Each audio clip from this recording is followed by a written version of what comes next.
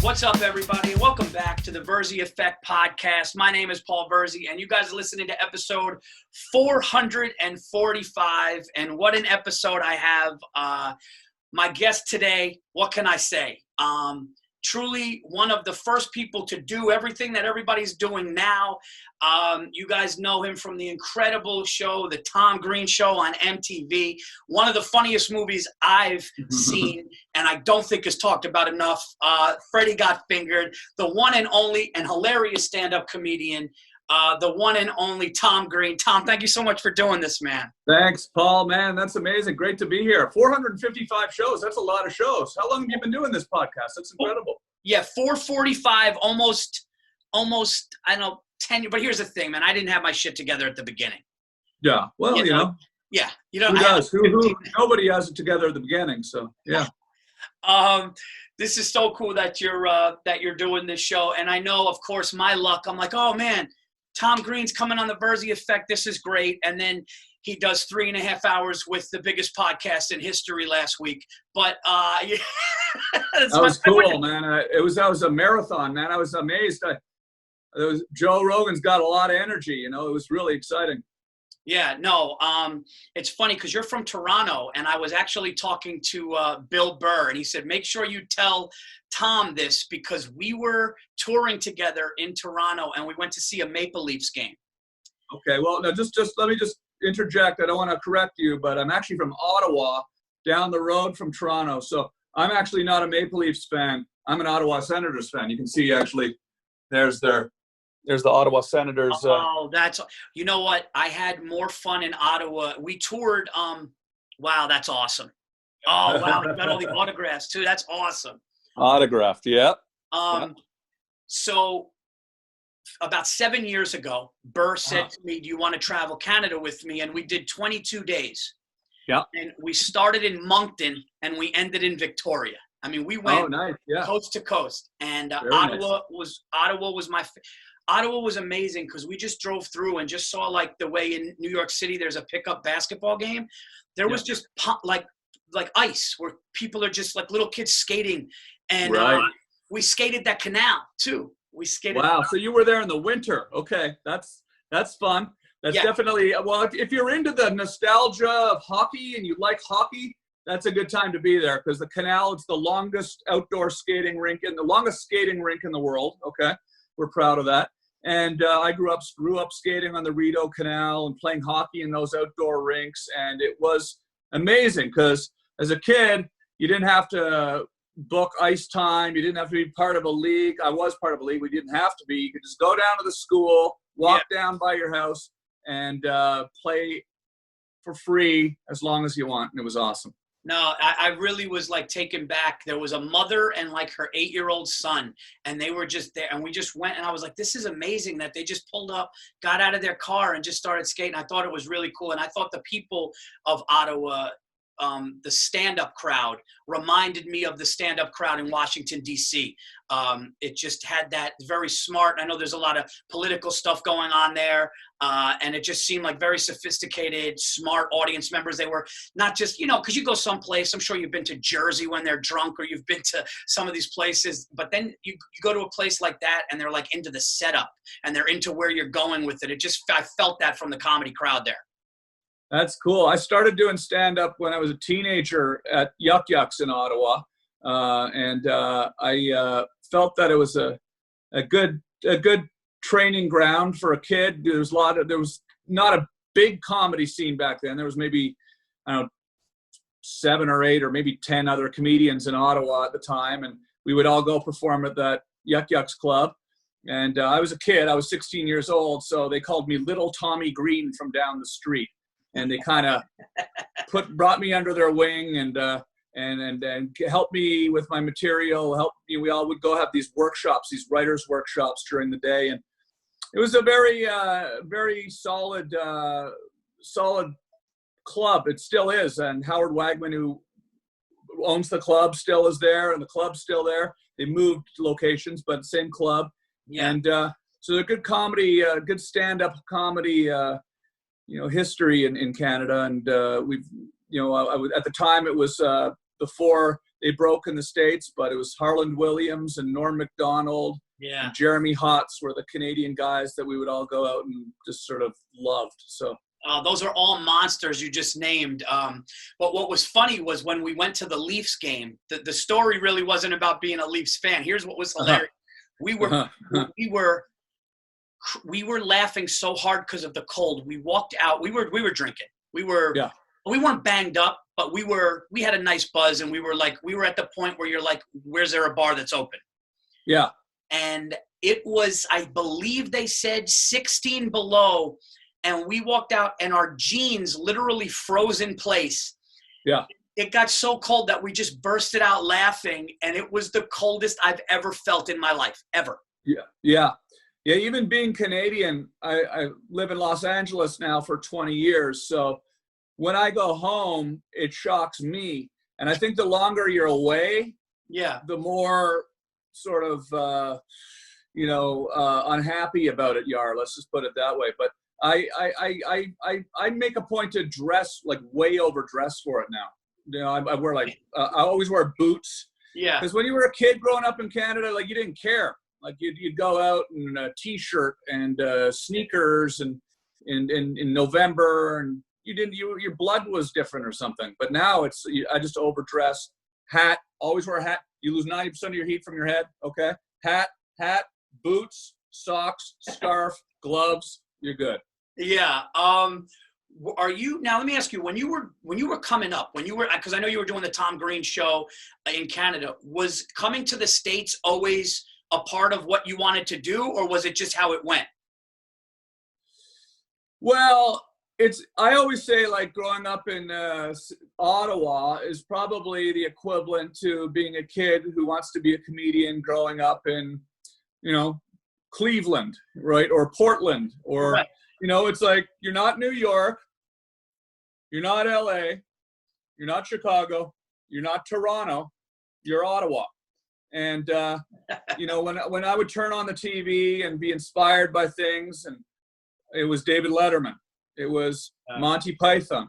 There was also like a lot of great Canadian comedy, but really the Canadian comedy that you loved was the comedy that was now on American television. You loved SCTV when you're growing up, and Jim Carrey and Mike Myers and all the great SNL Canadian comedians. So you'd be inspired by that, but they all went to New York or LA. So you kind of in your mind, you'd dream maybe someday I could make it in the big city. And the dream was that, but it was not something that you sort of immediately thought, oh, I'm going to go to New York and do a show in America. Really, you also had this other dream, which was, oh, maybe I could get to do a show in Toronto, right? And I never really moved to Toronto. I did some things there, but I fortunately, or not fortunately, but I was fortunate to get a show anywhere, really. MTV picked up the show, and I went to New York, and that's how it went down. That's insane, man. That must have been. You know who else is Canadian, who I think is one of the funniest comedic actors ever, is Leslie Nielsen. Oh, yeah, of course, yeah. Oh, my God, dude. That's one of my Naked Gun to this day is one of the funniest movies still ever that I've ever seen. Yeah, unbelievable. Yeah, and the Police Squad show that he did before, which was based off Naked Gun, spun off, I guess. But yeah, no, I mean, it's very inspiring to a Canadian kid to look at all the Canadian comedians that came before you, and when you're a kid, I mean, you just can't even. It's sort of like it's sort of like gives you some sort of hope that you could actually make a living being a complete goof, and without that hope, if there was no hope, then you would never even really try, right? Because there would be no hope. But with that hope, when you look at Dan Aykroyd or John Candy or Martin Short or Lorne Michaels, who started SNL, of course, and we know all these great Canadian comedians, it really does kind of like make you want to sort of chase your dreams. Are you a fate guy, or a it was meant to happen guy, or a spiritual guy at all, or are you just it's luck and it could have happened to anybody. Do you have any of that? I always say there's a kind of a, I have this sort of, I heard somebody say this once, and I can't remember who it was, but it stuck with me. It's not something I came up with, but, you know, if you look at a triangle and each point on the triangle had a major thing that you need in order to make it in show business. One is luck on one corner. One is talent on the other corner. And third corner, hard work, okay? Yeah. And if you have two of those three things, you'll make it. If you have one, you're not going to do it. If you have three, you'll be fine. If you have two, you'll be fine. So if you work really hard and you have absolutely no talent at all, but you get lucky and you work hard, you'll make it.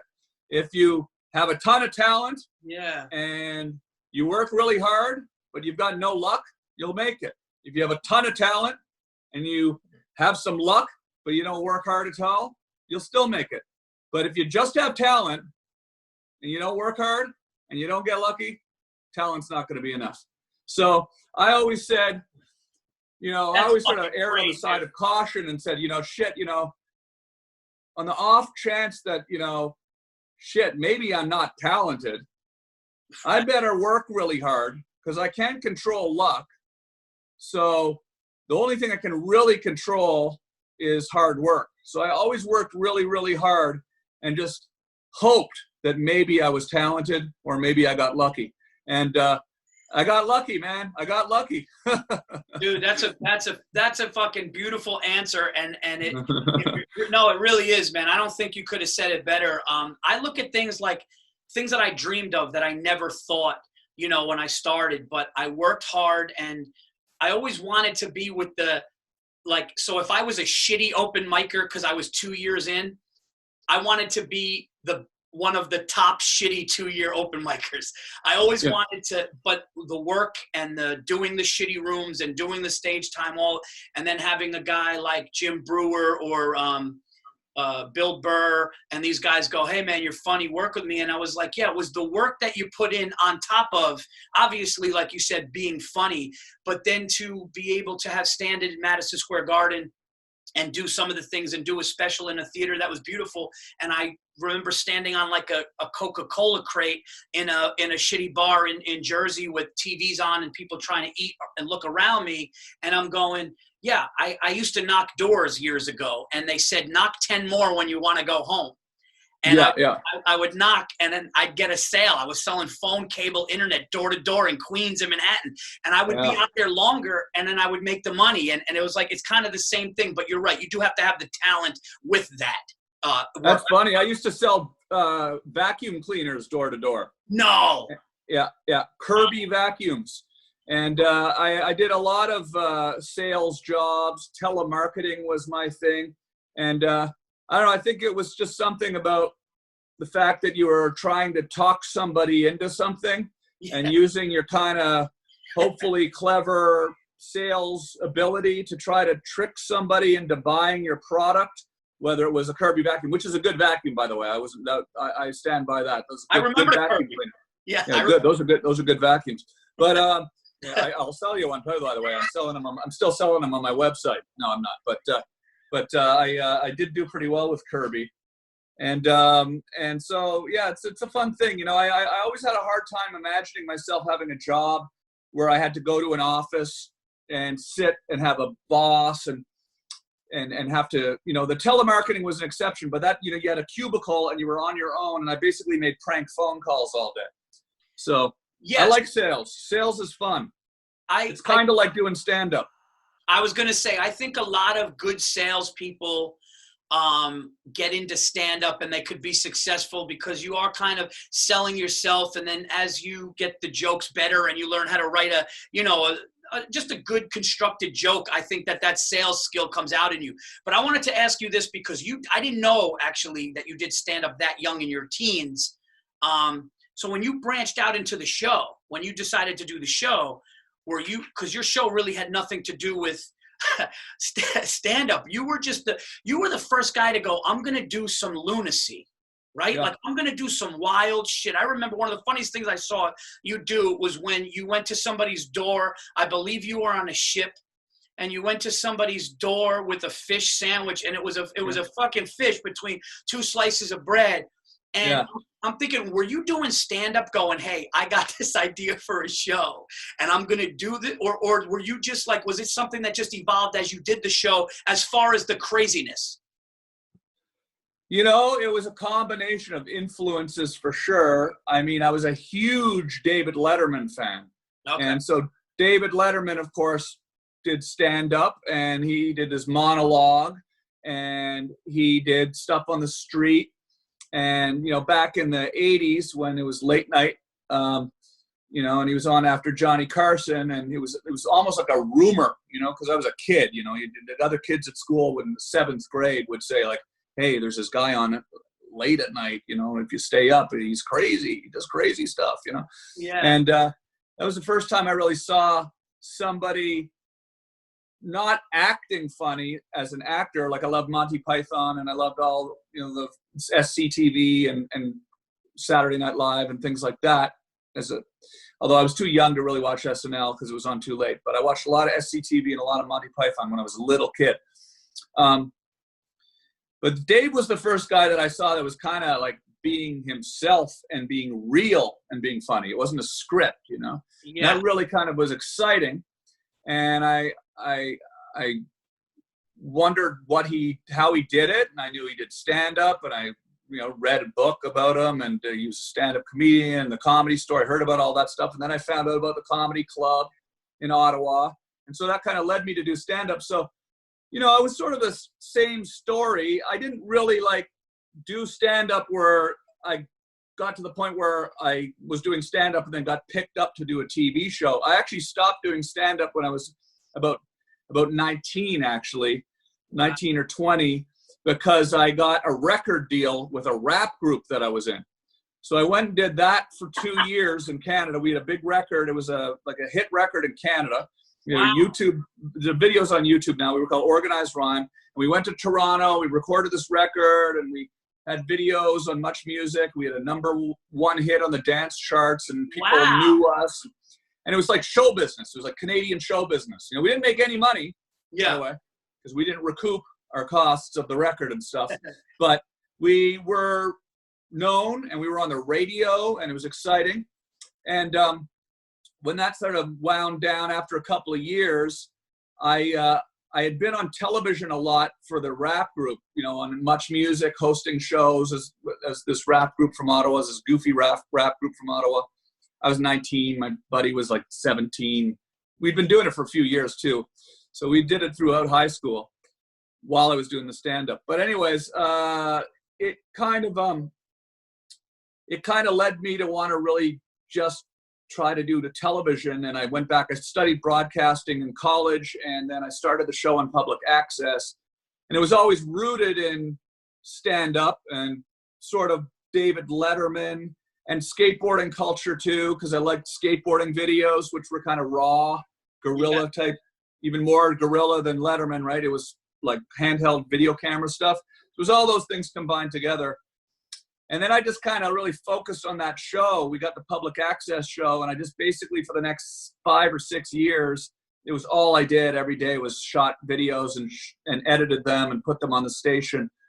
And eventually we kind of just kept kind of making progress. More people were talking about it. It got a cult following, and then MTV picked it up. So it was sort of a dream come true. So it wasn't really until a few years later after the show went off the air on MTV that I started doing stand-up again, and really started focusing on stand-up as a touring comedian, you know?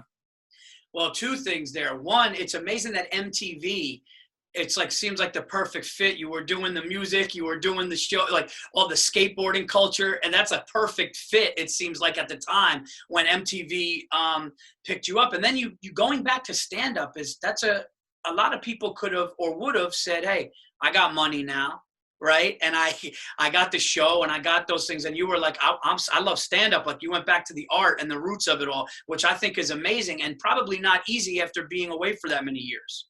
Yeah, and I also wanted to make more money.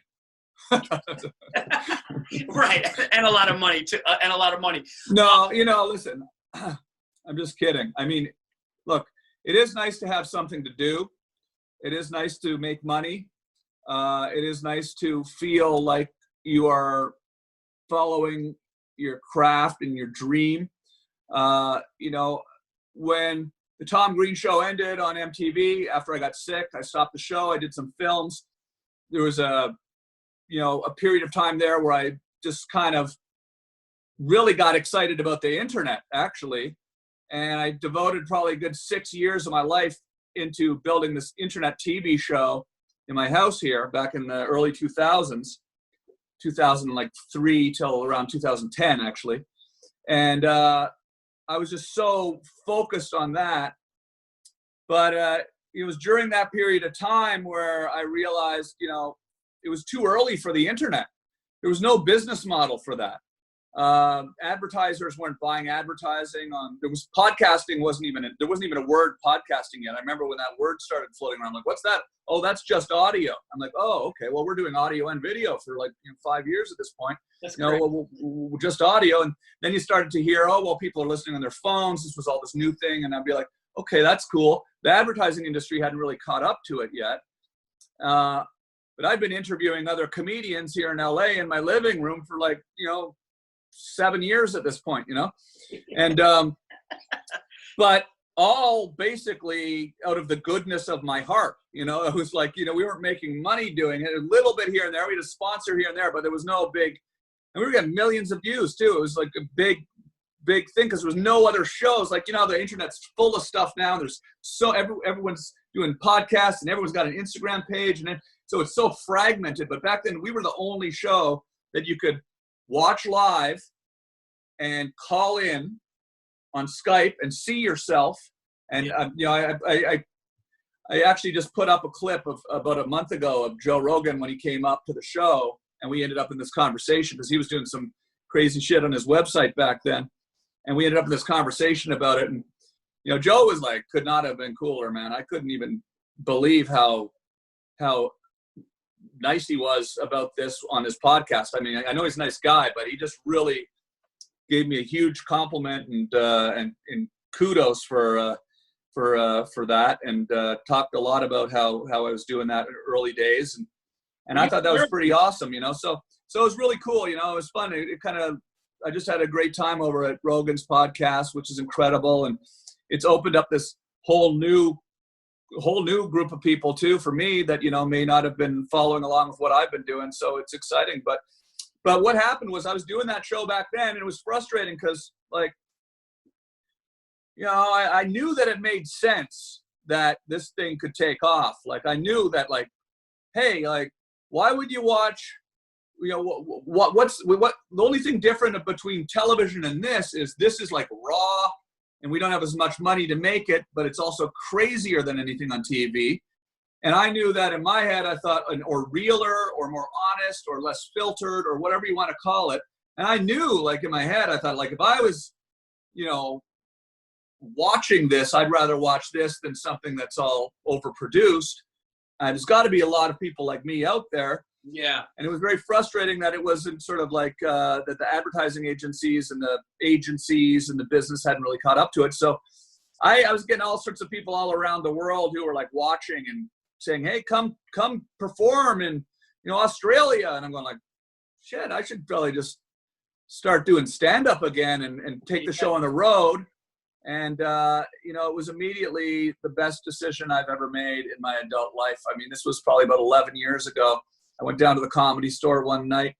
I had about, 5 minutes of stories and jokes and material that I'd kind of crafted together. And I got up in the main room there, and I just had a great time. And it was just that energy of a crowd was something that I really missed. And you don't get that when you're sitting in your living room, right? It's not the same, it's great podcasting and I love it. And it's a different skill. It's more like a broadcasting skill, but you don't get that adrenaline rush of a crowd. And so I just kind of just dove right into it head first. And I've been on the road nonstop for the last 10 or 11 years, going all around the country and performed every club in the country and made so many great friends all around the country, and I love it. So it's really been a good thing. No, it's so cool to like when I saw you at the stand, and I'm like, that's so awesome that like I have a buddy who does I have a buddy who's on Impractical Jokers, Sal. I don't know if you know Sal. You know Sal Vacano? I've met him before very briefly, but yeah, I love those guys. Yeah, amazing. And I told Sal, I go, you're doing stand-up. I go, you're gonna live this show twice, because when it's over, you're gonna go on stage and have those fans come out, but you're also doing stand-up too. And he loves doing both, and stand-up is a big love of his. And no, I love what those guys do too. But what you did is kind of, and I don't want to make you embarrassed or try to blow smoke, but you did something incredible, because the shit that Sacha Baron Cohen did with Borat and Jackass and all that, you were the first guy to like probably get your ass kicked by a stranger because of what you were doing. And it's pretty nuts that like when I look back at that and you see how successful Borat, how hilarious it was, which it was. I mean, it made me cry laughing, but you did it without anything other than your show that was on public access. And I think it's crazy. And here's the other thing. You also didn't have hate the way like people now on social media. So when you did something, it was just about who was tuning in, right? Ratings, instead of like, because my special came out and you see what everybody's saying. Or if a joke comes out, you see that. You go, you do an episode, right? You do all this crazy shit. It's hilarious. But now you just got to wait and see if you get picked up again and what those ratings are going to be. But you were like, I remember people chasing you. And I remember people really getting angry at you. And then years later, I saw, and not to take anything away from Borat or Jackass or anything like that, or any prank shows, but you were the guy that was literally making people go, dude, what the fuck are you doing? Get away from me.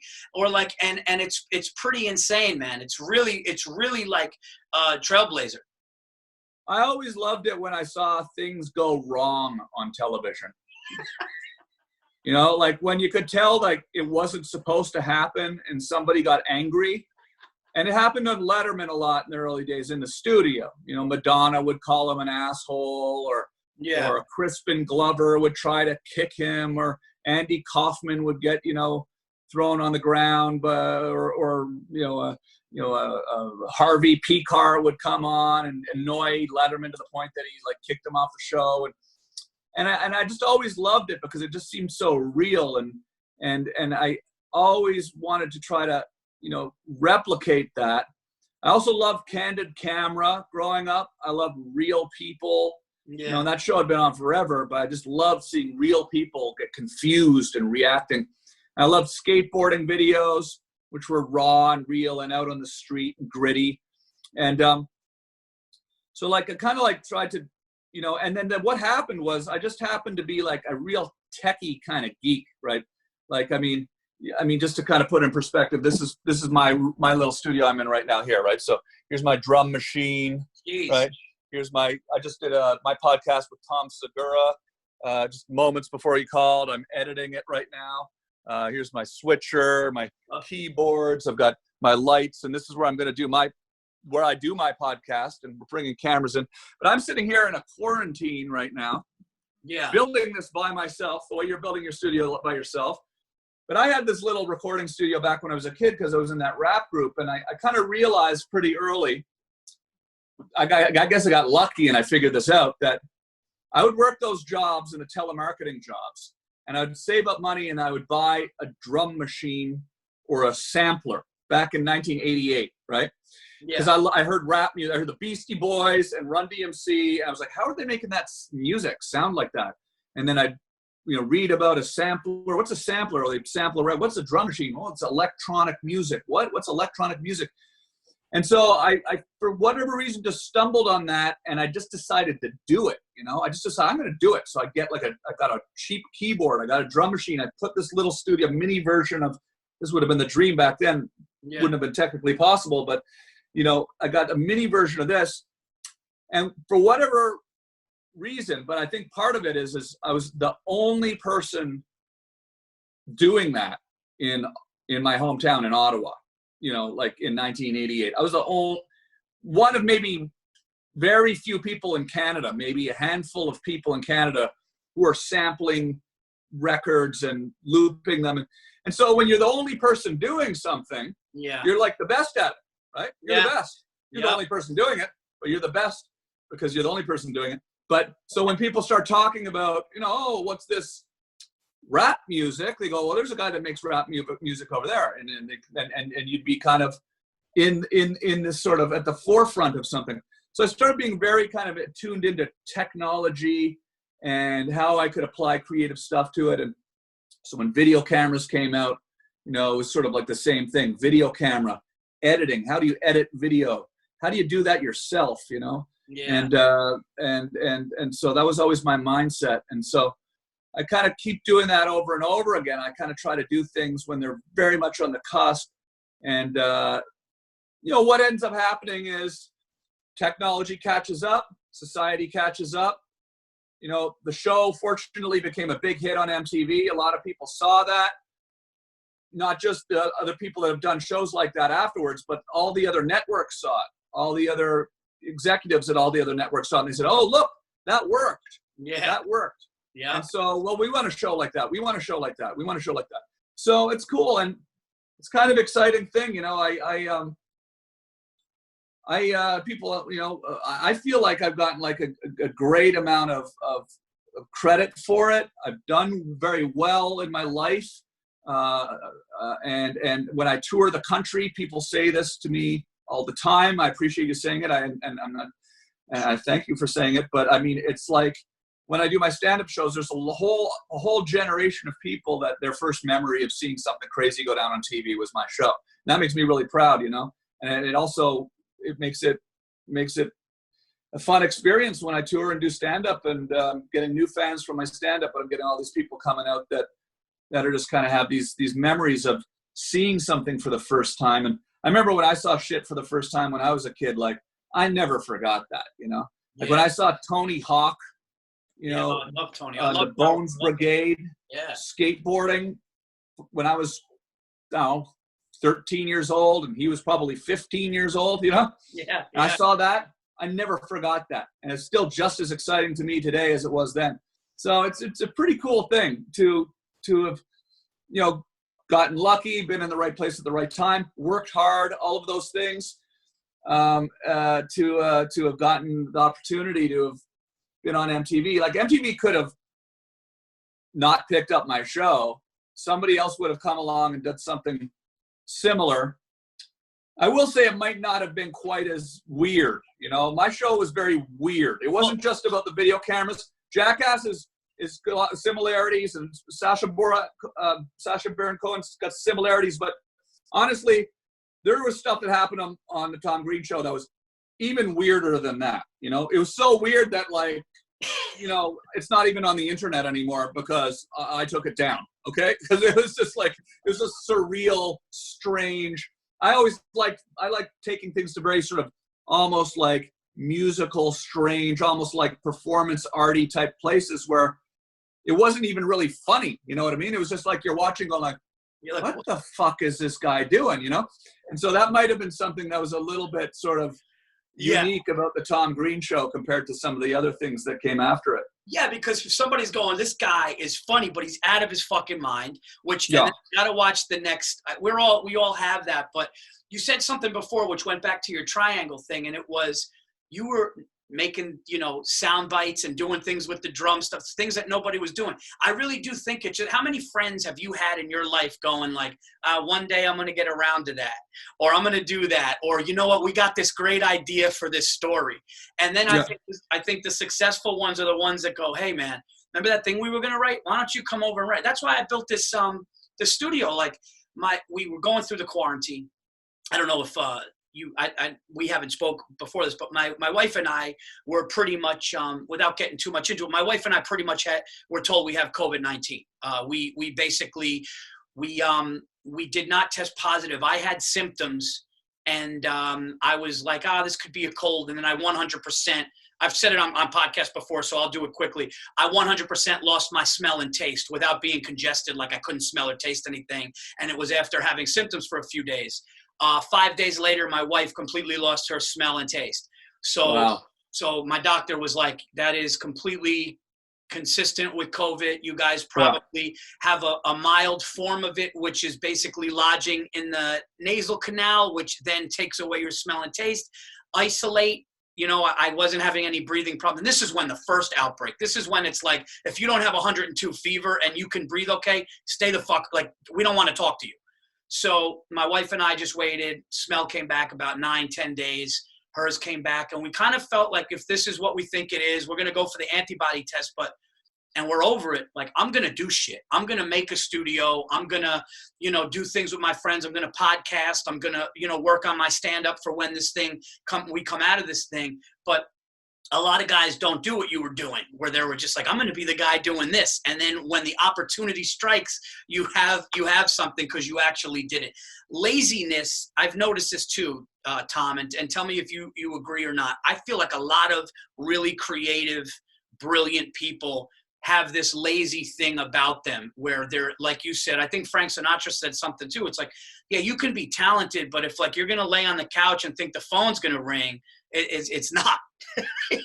Yeah. So that's the thing. So that's where the hard work comes in. It's a good way to hedge your bets, if because you can control that, like I said. So, you have to really want it more than you want to sit on the couch, more than you want to, do the things that you do when you're wasting time.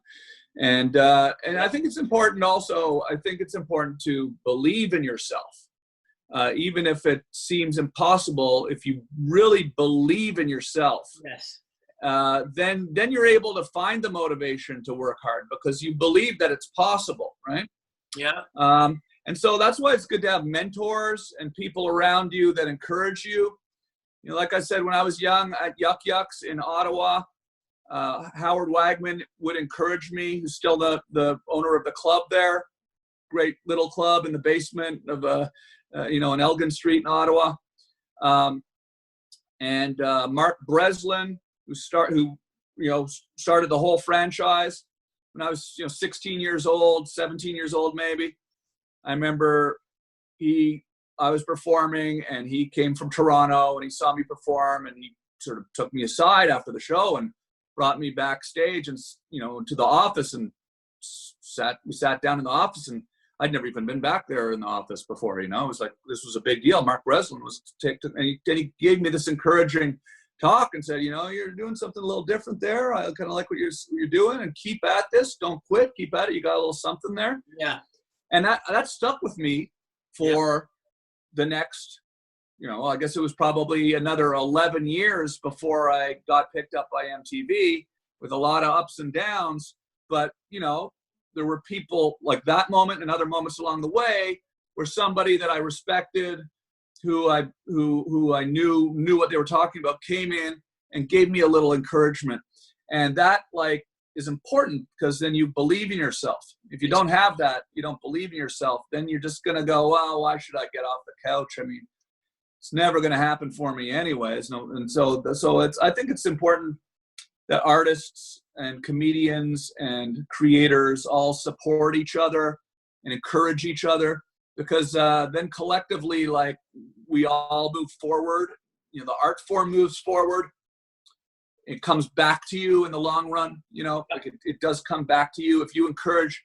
It's so funny, like the amount of people I've met over the last 20 years who are like sort of some kid or whatever who I meet, and then all of a sudden it's like, boom, the biggest star in the world, Yeah. And a few years later, I don't want to name them or whatever, but it's happened a lot, Yeah. And you realize, man, it's interesting, I remember just 3 years ago, this person was just sort of doing open mics or just performing in the small club, opening for me. I've had a lot of comedians who performed opening for me over the last 10 years, have blown up into big shows.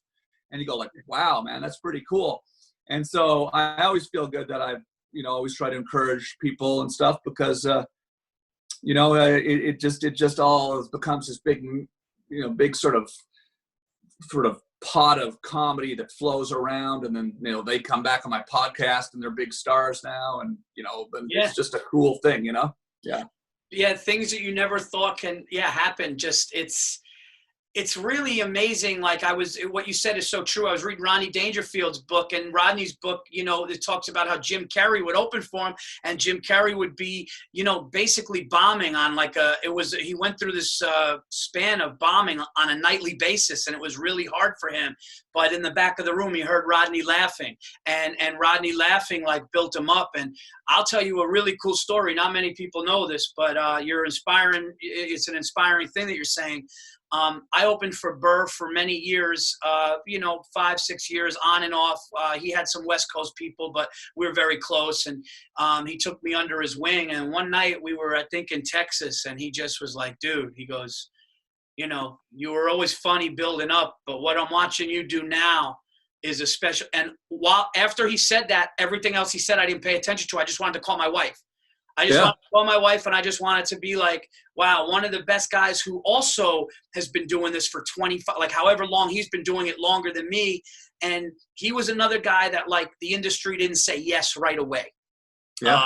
It was just a harder thing. And it just, when you get that, you're like, oh my God. And then all of a sudden you do something and people are like, you are funny. And you're like, I always knew it. I believed it. But to get that. And I also went through I don't know. Do you go through, because I have not mental illness, but I've had some depression, and I've had I have OCD extremely bad. I have anxiety, I have depression, and going through that and getting through all of that also made me go what do I have to lose? I want to do that. What do I have to lose? Yeah. I mean, it's a long haul to get from, starting out to the mountaintop in this business, and it can be definitely very discouraging at times. And I've had my ups and downs, and I've definitely gotten down in the dumps over the years, especially after I had cancer and things like that. It was just kind of physically difficult, and when you have people come encourage you like that, and it's funny that you say that about Bill, and that's what the amazing thing about Bill Burr is. He's like a guy like that he did that to me when I started doing stand-up again. When I started doing stand-up, like I said, it was maybe this was 10 years ago. I'd probably been doing stand-up for about 6 months or something like that. And I had a show at Just for Laughs. It was doing a one-night show Just for Laughs. And Bill had, I think Bill had probably come on my web show at that point, and maybe I had gone on an early version of his podcast. We knew each other a little bit, but he came to my show, and after the show, he came up to me and just like what he did to you, said there was a particular bit that I did that he just loved, and he just really told me how much he loved this bit, and that really was an encouraging thing, because here's the one of the greatest stand-up comedians living on the planet today, and here I am, I'm just starting out again, and he's giving me all these kind words. So it was it's important to do that, and to do that to other people. You also feel better, like about yourself when you encourage other people. Like the comedy business can be very competitive, and I think when people are young, they're maybe not. And when I say when you're young and you're getting started out and you're overwhelmed, sometimes you can be competitive to the point where it's unhealthy, Yeah. And, you see somebody who's doing better than you, and you're jealous, and it makes you feel bad about yourself. Yeah. And then maybe you aren't as nice of a person as you could be. And you learn over time that that just burns you in the end, that just blows up. It takes your energy down. It makes you carry around all this negativity, which then makes you not funny, right? Because then you're an angry guy. Yeah. And you're not funny. And nobody, that's the thing about doing comedy. It's better when you're funny, right? When you're a comedian, it's probably better to be funny than to be an angry guy, right? You can't fake it. Yeah. You can't be angry and stuff. Angry that these guys are doing better than you, and you're pissed off all day, and then time to go on stage. I'm going to be a funny guy now. No, you're going to, the anger and the negativity and the negative energy is going to bleed through. So I just like tell everybody, you know, to just be fucking nice to each other. You know, we're going through a pandemic right now. Comedy's closed. We don't know when it's going to open up again. I'm talking to all these people on my podcast, you know, now I'm talking to you on your podcast, you know, I'm excited to be working with Rory, who you know, you work with, and it's brought us together, and that's cool. You know, it's like, it's all one comedy family, and everybody's just got to support each other, especially now. And I think that it just makes everybody funnier. You know, there's room for everybody. If you're funny, there's room for everybody. If you're angry, there's not, you know, so. Yeah, no, I agree. And I would see, and I think it is human nature, Tom, to see somebody, because when I was younger, I remember when I was younger and like my first or second manager, I'd see somebody do the Tonight Show, or I'd see somebody do stuff, and I go, well, I have family jokes like that. Why can't we? And it's like, and then as I got older and I was never bitter. I was always treated people nice, and I always treated people the way I want to be treated. And that's how I'm raising my son and daughter. You're going to treat people the way that you want to be treated. But you would have that, not jealousy, but like, I want that because I'm working hard. And then all of a sudden I got better, number one, because when you really get better, sometimes you're not good enough for something that you want and you're frustrated. But then when I got to a point where it's like, I'm just going to have blinders on and run my race. And then all of a sudden things did start to happen when I realized, because that guy's success or that woman's success has nothing to do. Listen, good for them. They have families and they're working hard too. And that's not me. So good for them. And as long as they're, you know, doing their thing and I'm doing my thing, we're all going to eventually get to where we go. And it goes back. That's why the thing you said about the triangle is the theme of this podcast, because if I'm working hard, and hopefully after all these years, I do have some talent and I'm working hard and luck comes in somewhere, then I'm fine. But I definitely would get to the point sometimes, Tom, where I would go younger. I would be like, I got to get this. I got to get this. Well, that person, what do I need to do? Even now, like today, people are like, well, you got to get on that podcast, or you know what? You got to get in front of that booker. And it's like, no, just get really good. Just get undeniably good.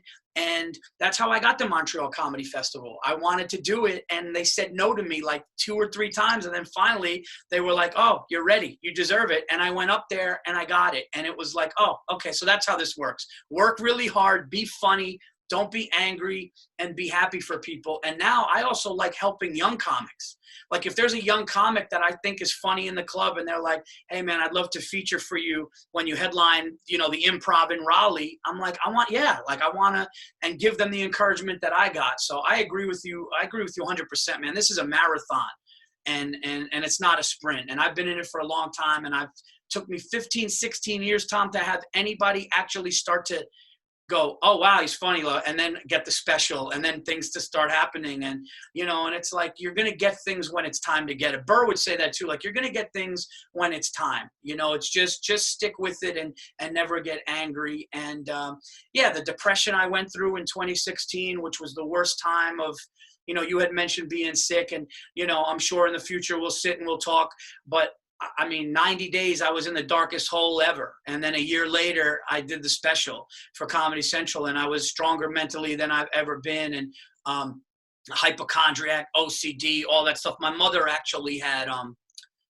stage 4 cancer in 1997, and she was on her way out. And the Dana-Farber Institute in Boston, right before my mother's last relapse, when she was it was spreading, the Dana-Farber Institute in Boston did a trial drug for people with leukemia, and they were working on it for my mom, who didn't have leukemia. She had something else, a gastrointestinal thing, something very rare.